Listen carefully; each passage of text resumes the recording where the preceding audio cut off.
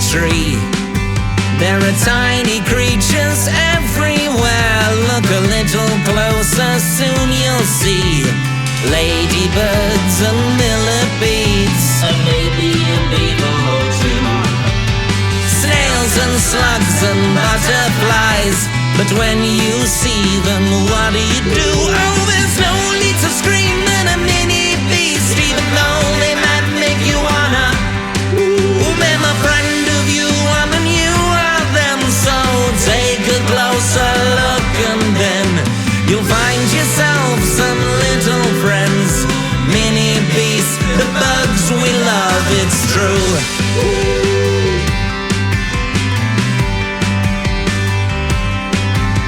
And have you seen an earthworm slipping and sliding in the mud?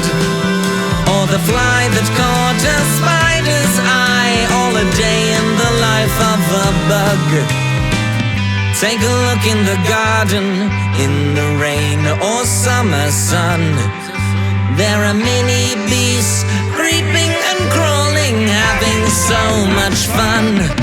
Oh, there's no need to scream at a mini beast, even though they might make you wanna. They're my friend of you and you are them. So take a closer look and then you'll find